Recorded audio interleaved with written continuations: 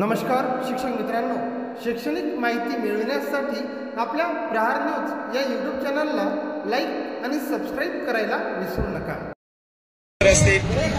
त्याचबरोबर या ठिकाणी सर्व माझे बंधू आणि भगिनी, ही लढाई लढत असताना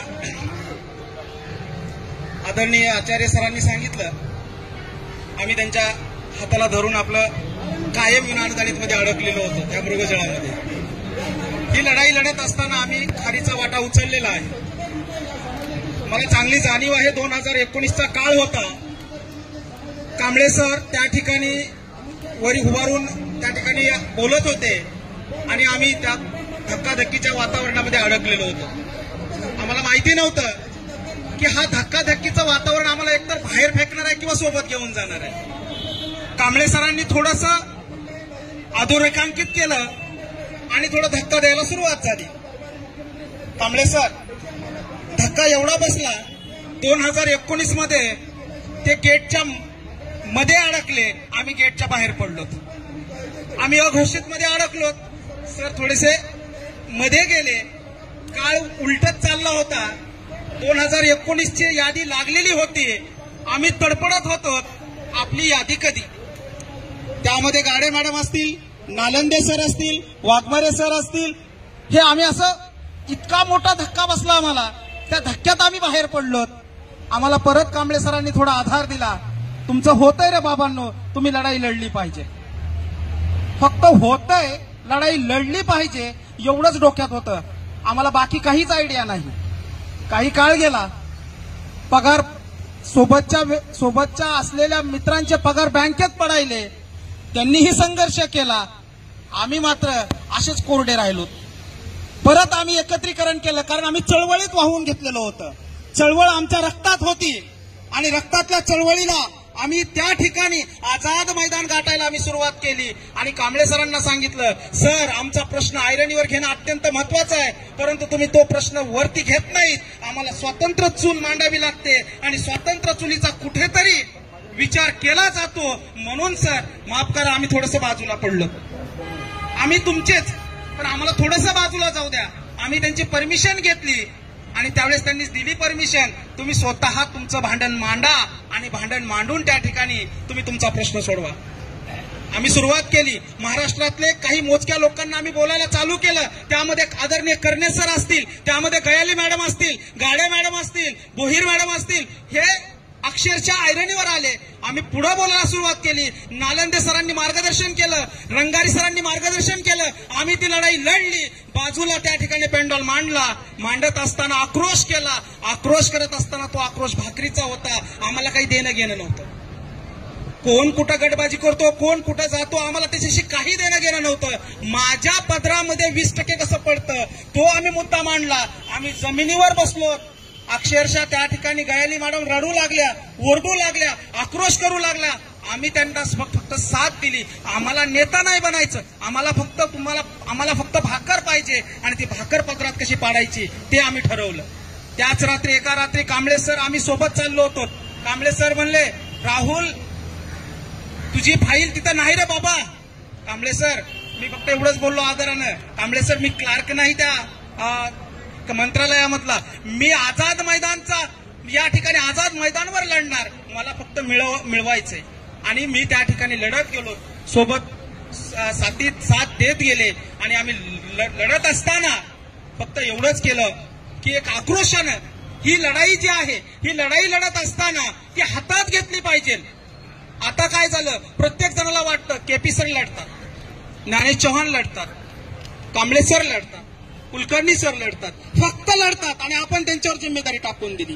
बाबा, जोपर्यंत ही भूक आपल्या पोटाला लागत नाही, जोपर्यंत हा आपल्या नसामध्ये हा प्रश्न उद्भवत नाही, 40%, 60%, 20% आणि अघोषित असा आपण जोपर्यंत हा संघर्ष मिटवत नाही, जोपर्यंत आपण सर्वजण एकत्र ह्या मैदानावर बसत नाही आणि ही लढाई आपल्या रक्तामध्ये, आपल्या नसामध्ये वाहून घेत नाहीत, तोपर्यंत आपल्याला याच्यामध्ये यश मिळणं कठीण आहे. काल फक्त कॅबिनेट होती, कॅबिनेट पुरतं येतो, कॅबिनेट पुरतं बसतो. त्या व्यक्तीनं अक्षरशः 55-56 दिवस आहे, 2 महिने होत आलेत. 2 लेकरं बायको सगळे त्या ठिकाणी बोलवत आहे तरी ती व्यक्ती या ठिकाणी बसते आणि आपण फक्त एका दिवसासाठी येतो. एका दिवसासाठी येऊन भागत नाही. किमान तुम्हाला 8, 10, 15, 20 दिवस या आझाद मैदानाच्या मातीला द्यावं लागतं बाबांनो. आणि त्यानंतरच आपल्याला या ठिकाणी यशाची कुठेतरी गोडी चाकावी लागेल. या ठिकाणी महिला आहेत, त्यांनी महिना झालं, 2-2 महिने झाले या ठिकाणी त्यांनी त्यांचा संसार वाऱ्यावर सोडला. जोपर्यंत वाऱ्यावर आपण संसार सोडत नाही तोपर्यंत आपल्याला यश मिळत नाही. आपण फक्त या ठिकाणी कोणाच्या तरी खांद्यावर सगळं ओझं टाकून त्यांना या ठिकाणी भार घेऊन ते आपल्याला कुठेतरी मैदानामध्ये बोलवतात. त्या ठिकाणी आपल्याला सांगतात बाबांनो तुम्ही या मैदानात या, कारण आपण त्यांची ताकद आपण आहे. जोपर्यंत हे गच्च मैदान भरणार नाही, जोपर्यंत रांगाची रांगा या ठिकाणी बसणार नाही तोपर्यंत कांबळे सर हुंकार देणार नाहीत. तोपर्यंत कांबळे सर हुंकार देणार नाहीत. तुम्ही सर्वजण इथं एकत्र या, इथं बसा. बसल्याच्या नंतर कांबळे सर हुंकार देतील आणि हुंकाराचं महत्व खुंकारात होईल आणि खुंकार झाल्याच्या नंतर तुम्हाला या ठिकाणी 20चं 40, 40चं 60, 60चं 80 हे फक्त स्वप्नात नाही तर वास्तवात मिळणार आहे. पण त्यासाठी आपल्याला आझाद मैदानाच्या मातीला चिकटावं लागेल.